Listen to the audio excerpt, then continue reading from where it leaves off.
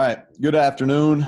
I am actually in the team meeting room, so I'm missing you guys. I'm not sure when we can get back to some live press conferences, but I'm here. As you can see, the United Bank backdrop, and appreciate everybody joining us today. I want to start on a somber note and then get into some of the main stuff we want to talk about. Since the last time we got together in person, and some of it's even happened since our last Zoom press conferences, several of the media members that have covered us in the past, really since I got hired, aren't with us because of pandemic-related furloughs or layoffs. So thinking about them, I do want to say this, as I think local news plays an important role, especially in the midst of when there's a lot going on. So just want to let those guys know that we're thinking about them. So a lot has changed since the last time that we got together. We've had a change of leadership on the defensive side of the ball. I know you all have questions about the separation with Vic. I respect it, but also need you guys to respect that we're not going to talk about that today. I'm not going to be answering questions about it. I stand by my earlier statement, and we're moving forward on defense. And how we're going to move forward is Jamal Adai will lead our secondary efforts, and Jordan Leslie's going to lead our front. They'll work together with the rest of our defensive staff to form our plan, both in practice and in games. We get closer to games, we'll talk more about that. And excited to have Jeff Castile join us with our on-field staff. He came with us back in the spring off the field. Now we've moved him on field. A lot of experience, a lot of knowledge, obviously a lot of really positive experiences here. A lot of faith in our guys on defense. 4 out of the 5 coaches on that side of the ball have coordinated and called plays, so our kids have a lot of faith in them as well. It's been a tough last 5 months. I think it's probably been a tough 5 months for everybody that's on here, everybody that's listening. I addressed some of those difficulties on a video we released a couple days ago that Austin Gaines and his crew did a really good job with, and it's been tough. I want to get Grant, share a graphic. I want to share this with you all.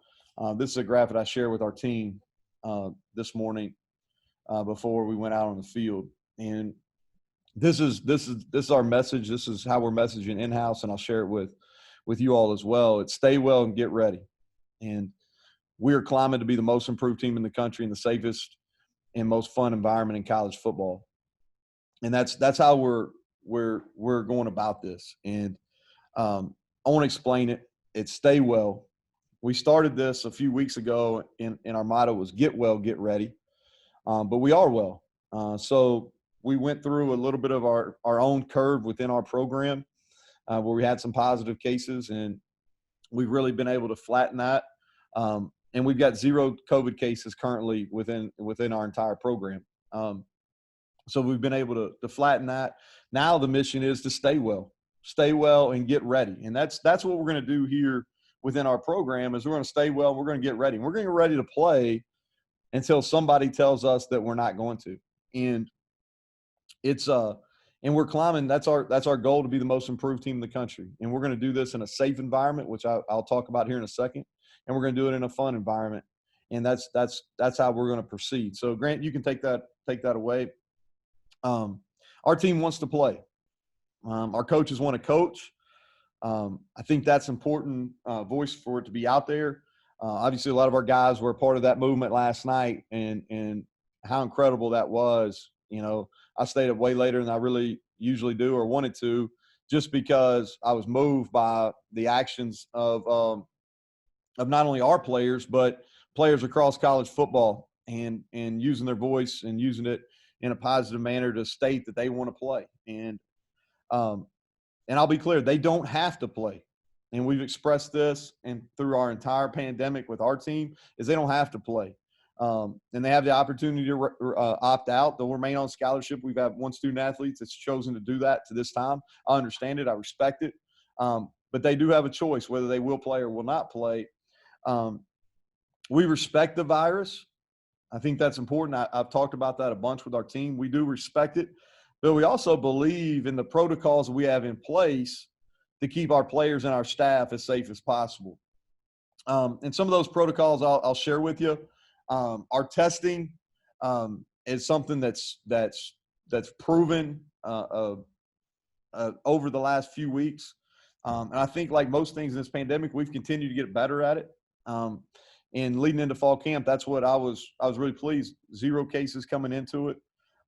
We have all the cleaning procedures. We've gone to split practices. I'll talk a little bit more of that here in a second. We've had all virtual meetings to this point. We have our weight rooms outdoors. We're not using our locker room. Our helmets, I've got a helmet here. I'll try to show you. Our helmets, I'll try to get it where it doesn't catch the light as well. But we have splash guards here, and then we have a shield here, okay? And so these guys will wear this full helmet, and then they also wear gaiters around their necks, okay? So if their helmet's not on, then they have gaiters. Some guys wear the gaiters and the helmet, okay? But we have multiple cleaning protocols, whether it's we have all the sprayers for equipment for balls. We're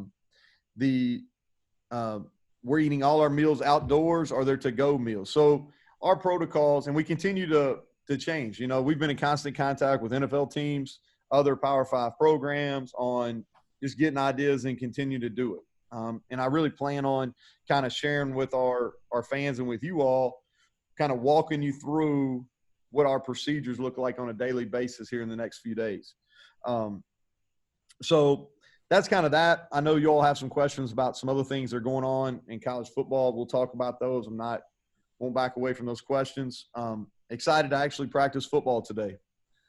We've been able to have, I don't know what the oversight committee officially called them. I called them OTAs. We had OTAs leading into our first practice today, but today was our first actual practice. We're going to gradually get back into it. Had helmets on today. Going to be smart in how we practice and prepare. This is not a normal camp situation for us. We're going to have more breaks built in. It won't be as physical.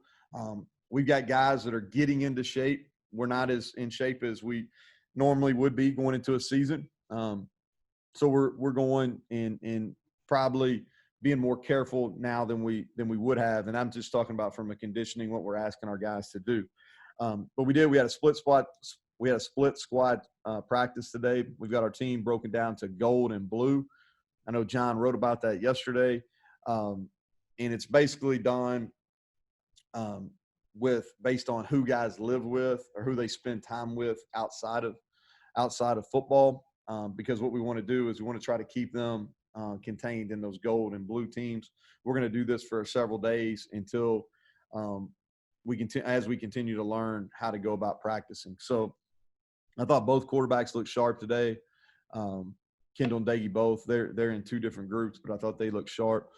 Garrett Green's a kid that can really move. I'm excited about him and his growth and what he is. Sinkfield is a guy that showed up in the OTAs, and he was bright. He had several bright moments in practice today. I thought at the receiver position, those guys, we got talent there. Bryce Wheat made some plays down the field, as did Sam James.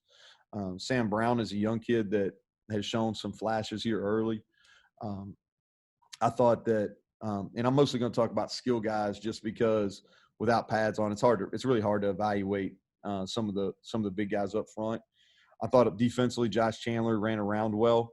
You can tell Tonkery is more comfortable as well. Jared Bartlett's had a really good offseason. Alonzo Adai playing safety. I thought that he was active around the ball a lot.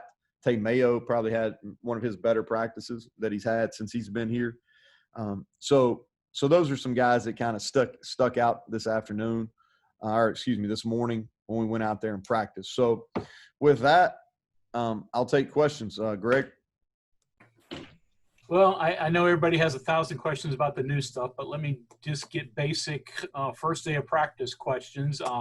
Every returnee back, newcomers all coming as you expected. And there were a lot of transfers who announced that they were coming to WVU. So which of those are actually in camp? So today, from a transfer standpoint, And y'all are actually asking real football questions. I should have been more prepared for real football questions. I prepared for the other stuff.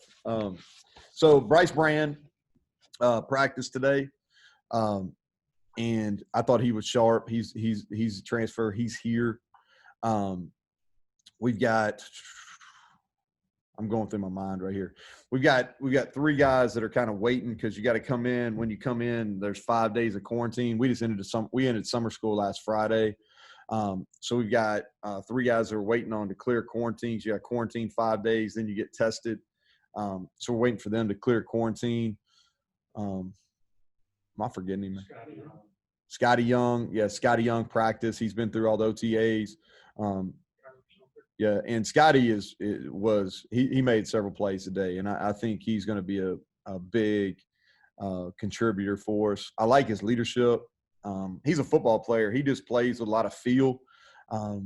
He communicates probably as good as anybody we have in the secondary. Tyler Sumter was here, went through practice. We put him in a pressure situation at the end of the blue unit's practice today, and had the whole team around him, and had the whole team around him socially distanced. All right, but we had the whole team around him, and he drilled one, hit his landmark in front of the whole unit. So that was good. And I apologize if I forgot somebody. Jerry, I'm trying to unmute you here. Go ahead, Jerry. You were unmuted for a second. Hi, Neal. Can you hear me now? Yeah, I got you, Jerry. Thank you very much for your time. I was just wondering, I'm very curious as to what your athletic director, who's obviously really involved in these meetings, is telling you about his sense about college football and whether or not it will occur this fall. Yeah, well, I don't want to speak for Shane. Obviously, during this whole thing, we've had a lot of ongoing conversations. We had a long conversation yesterday talking about it, and really yesterday was more about just kind of communicating with him where I really felt like our team was, because we've had a lot of discussions. Our kids have a lot of questions, and all the uncertainty it's not good for anybody, especially when you're one of these young men that's getting ready to play. And they love – that's like I said in that video, man, this is what they do. They love playing college football. So I was expressing to Shane kind of where our players are, and I felt like they wanted to play. They had some questions that they felt like they wanted answered. I got questions I want answered. But they had some questions they wanted answered as far as what it looks like, what's the schedule look like, what's the fans look like. Some of those he doesn't have the answer to as well. We've had probably eligibility questions more so than safety. I don't want to speak for our players either, but we've had very few guys that are necessarily worried about health and wellness or the protocols because college athletes are talking now more than ever, and some of that has to do with some players being more active, and which I support, but it also has to do with social media and the world's shrunk. People can talk whether you're in California or in West Virginia. People can talk, and so players talk, and I think they have a great appreciation for how we've approached this with safety and at the forefront. But that was basically what our talks were about in the last 24 hours, was basically how our players felt about playing football, and then what our plan was over the next couple of days. Go ahead, Mike Kazaza. I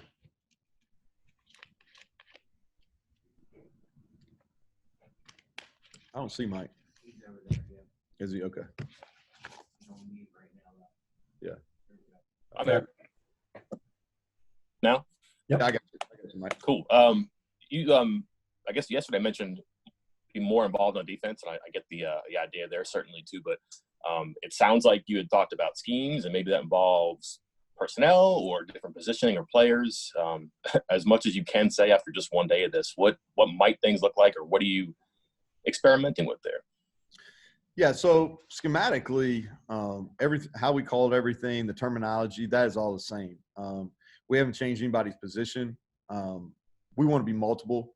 I think we have the personnel to be more multiple maybe than we were a year ago, just with some flexibility with Bryce Brand, with Van Darius, with Jared Bartlett, guys that can play on the line of scrimmage and play at linebacker as well. And then coverages, wise, I think that we're going to have the ability at safety to be more involved in our coverage than we maybe were a year ago. And so we've got basically 2 base packages that we're working, and we can call all of our fronts and all our coverages from both those 2 personnel looks. And so we got more bodies than we had a year ago. And that's not a knock on any of our kids that were here last year. And this is year 2 and within the same scheme. And so our kids have more confidence too. And I've been impressed with really, and I think this says a lot about our coaches. You know, we're further ahead right now mentally than we've ever been. And when I say we, I'm talking about offensively or defensively, going back to when I was a coordinator all the way through with his year 6 of being a head coach. And a lot of that has to do with all the Zoom meetings we had going back till April. But I think our coaches have done a really good job of teaching in unique settings and really growing as teachers. Where we have some room to grow is just on the reaction piece. That's what you miss. You know, you miss the reactions in the walkthroughs or the OTAs, whatever you want to call them. Assignment-wise, we're really sharp, but today we did it full speed for the first time, and our reactions just aren't there yet. You know, it's been a long time since we had a full speed on March 12th. So I gave you a long answer there, but same defense. We're just going to be more multiple. Go ahead, Kevin. Coach, you mentioned earlier this summer about changing the way you more small position groups, more skelly, things like that to kind of limit the contact. Where are those plans right now? You know, how's that going to unfold over your practices this fall? Well, part of it we did going to the split squad. The other thing that we've done is, you know, due to our limited numbers by going split squad, we've also reduced our roster a little bit. You can bring up to 110 to camp. We have not brought that many bodies in. We're closer around that 100 range, I think. So our numbers, obviously doing split squad practices, we have at the most 2 at each position. And so what we're doing is we're doing a high tempo drill, and then we drop into a low tempo drill, and we build in more breaks during our practice. And then the other thing that we're really conscious about, for instance, is we never do anything longer than 10 minutes. And we do a lot more as far as group. We do like half line. We're doing some half line stuff, both half line run and half line, like 7-on-7 and things like that we've done in the past. And then we're really thinking through, you know, your O-line and your D-line are the ones that are in the most close proximity. And so what we're doing is we're really being careful. Like if we're doing one-on-one pass pro, only the guys going against each other up. If we're doing any type of O-line, D-line work versus each other, is we're taking breaks, and we're never together for longer than a 10-minute. Okay. And so we're just there's so much that goes into this and so much planning that goes into all this stuff. And I think I sent out a tweet yesterday talking about our athletic training staff, our equipment staff, our operations staff, and a ton of credit to those people, because is all these protocols, and it's put a lot of stress on everybody.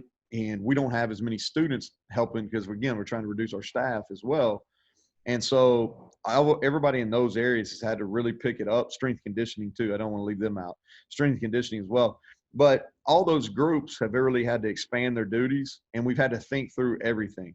You know, like our check-in right now is in the East concourse of the stadium.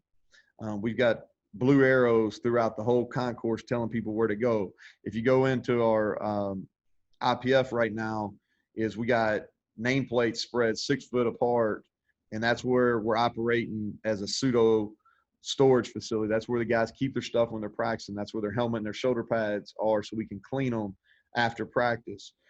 So there's just a lot that goes into it, and I want to give credit to all our support staff and our administrators. Aaron, go ahead. Coach, you're just mentioning a defensive scheme. In regard to play calling without a true defensive coordinator label, how does that communication, I guess, sort of work with a bunch of coaches and talking heads going through that whole process? Yeah, well, Jamal and Jordan are both on the lead over there, and they've been working together for the last couple of weeks, and they'll continue to work together. And even last year, Jordan called the front a lot, and we move our front a lot, and they got to be on the same page, and they will. That's what the week's planning will be about, is making sure our front and our coverage is matched, which is important. And who's going to be our run fitters and all those type of things that go into it without getting into the weeds of it. And so what we're going to do as we get in, all right, to some true 11-on-11 like scrimmage type situations, we're going to work through a couple of different really scenarios, and then as we get closer to a game week, couple weeks out, we'll kind of let you know where we're at. Go ahead, Chris Anderson. Hey, Coach. In one of your earlier meetings on here, you discussed the possibility of having guys to take a couple reps at other positions just to prepare for worst case scenarios. If you can you divulge who some of those guys are, and what's your thinking behind choosing those players? Because obviously a lot of these guys were two-way stars in high school. Yeah. Well, and you probably have as much knowledge on that. You and Keenan really would have as much knowledge of that as anybody on the call, because of the recruiting piece and knowing what guys starred on that were both sides, played both sides. So here's how we handled this: is during these OTAs, we had position individual work, and we started in really small groups, and we eventually got to this gold and blue where we got our team split. And so we're not necessarily training them on schematics. What we're doing is they did some position work, and so they understand the fundamentals. And then if we have to plug them in, and it's mostly skill guys too, but if we had to plug them in on offense or defense, we could teach them a couple like easy schemes that we could in a week's time. But we work the fundamentals, and we're going to do that. Way our practice schedules are rolling, when we have a recovery day, we're going to work where we work some crossover. I'm not going to get into exactly who those guys are, but you to be honest with you, you can probably figure it out. The guys that were really good offensive players that are playing defense, and the guys that were really in high school I'm talking about, and the guys that are playing offensive, really good defensive players. And so we've got a handful of each that I think can give us some depth if we need to. We're not going to do it unless we need to, but we're going to have the capability within a game week. If we need to do that, we'll be able to. Question here from Bob Herzl, Coach. Yep.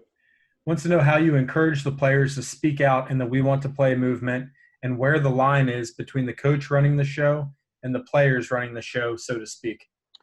Yeah, well, that was kind of news to me because I didn't encourage them at all. I was actually at a softball tournament all day yesterday, and I was on the phone the entire weekend. We had a little workout on Saturday morning, and basically I was here in Morgantown at softball fields the rest of the weekend with my daughters. But obviously having to be glued to social media, which I'm not a big fan of, but that's kind of the world we live in right now. So obviously you can feel the tide start to turn. But we didn't. We had our last communication kind of with our players on Saturday morning. All that went down last evening was I saw it just like you did, Bob. And so I thought it was pretty neat. You know, I'm in the group that thinks that we really need football. I think that football is positive. I believe that we can do it in a safe environment. We do respect the virus. I said that earlier, but I do think we can make this work, and we continue to learn from it. I think we've got several weeks now before we play. We haven't got a schedule, so I don't know exactly when that's going to be, but I know it won't be for several weeks. So I think we got plenty of time to continue to learn. So as far as your second part is, I think it's important that the players do have an opportunity to express themselves. We've given them that opportunity. They've asked questions. They continue to ask questions. Again, they ask eligibility questions more than anything. You know, and some of those types of questions are, okay, what happens if we only play 5 games in the fall? What happens if we get going and you don't have a red shirt and you only play a certain amount of games? What's that look like? And so I think some of those questions are the ones that, and I'm just talking about our players. I'm not talking about across college football, but those are some of the questions that we're getting. And then they want to know that is everybody that we play going to have the same testing protocols and procedures that we do.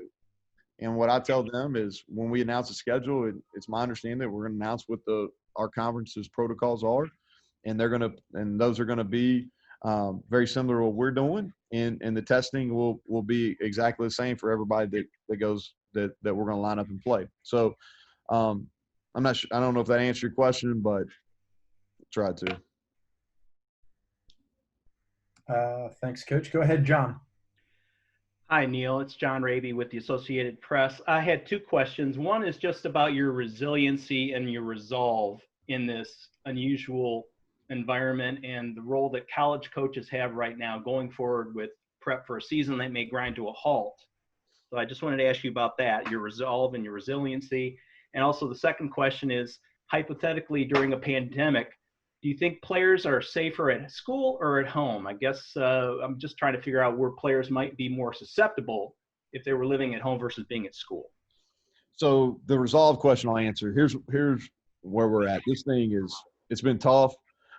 We're just trying to do the next right thing. That's it. Trying to do the next right thing. And that's where we're at with our players. That's where we're at with our staff.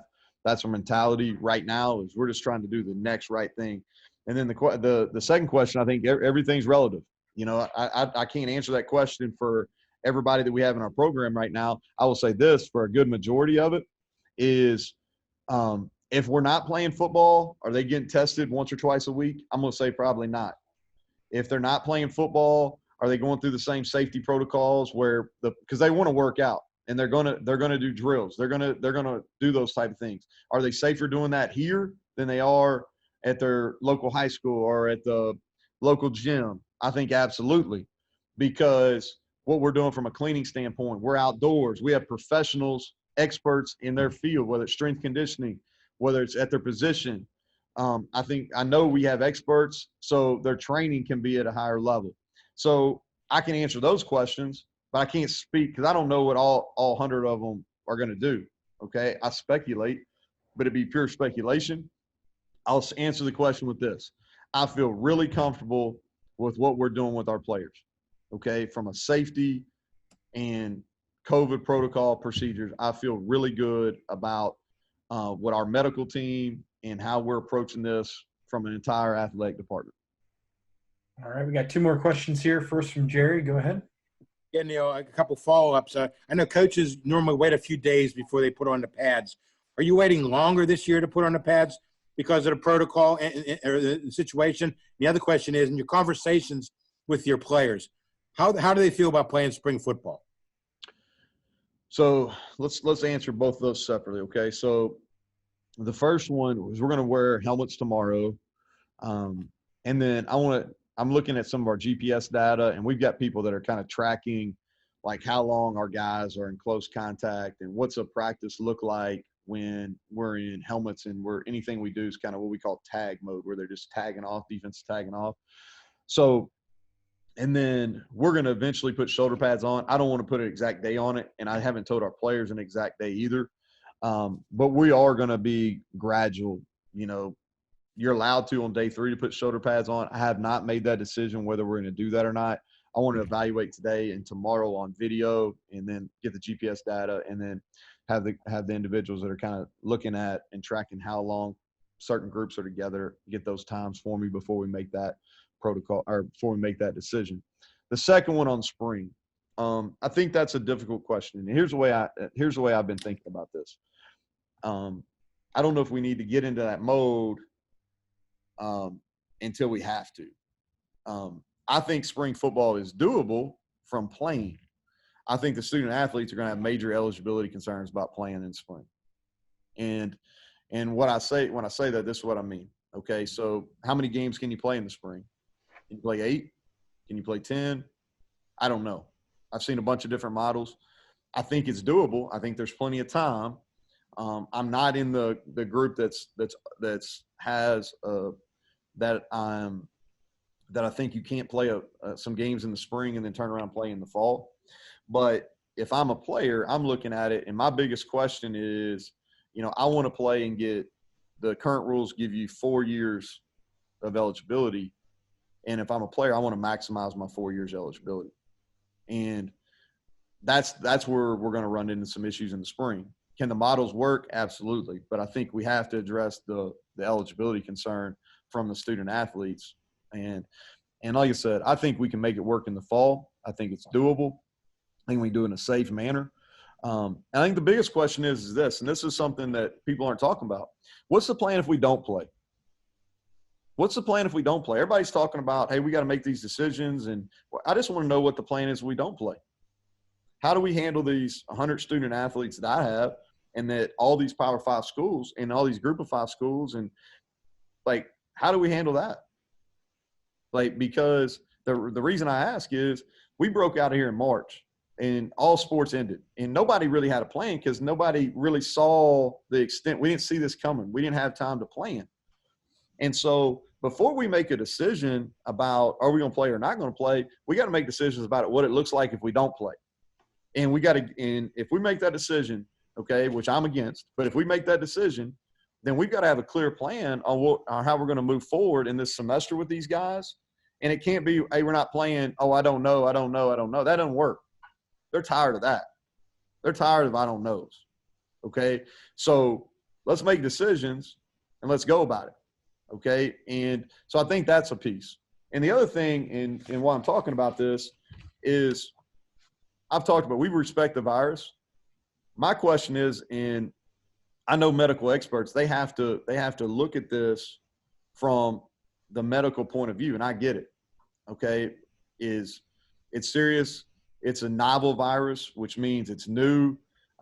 We don't know the long-term effects. We continue to garner information. I will say this is our return to play policies include echocardiograms.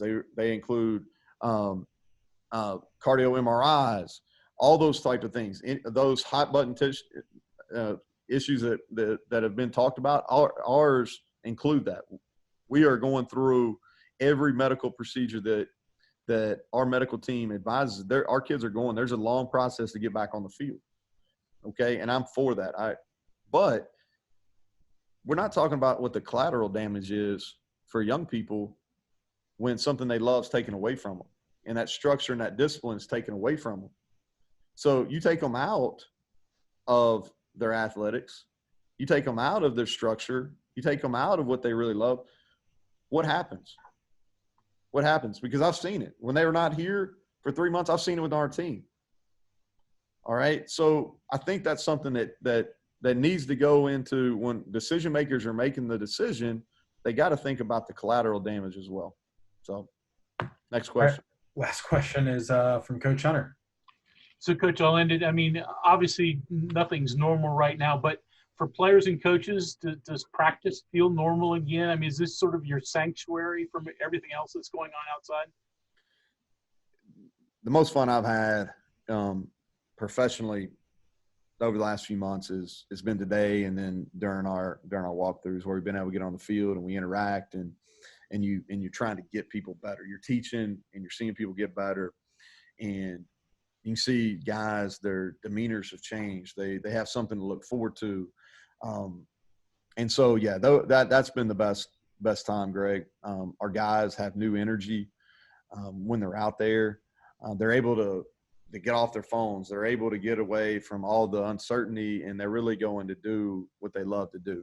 And so that's been a positive experience, and I hope it continues. I hope we continue to stay well, get ready, like we told our guys. So, all right, I will see you all in a few days. Hopefully, we'll get back and where we can talk about more football. But appreciate what y'all do. Again, think about those people that aren't with us anymore, and let's hope we have football to cover. All right, see you guys. Thank you all.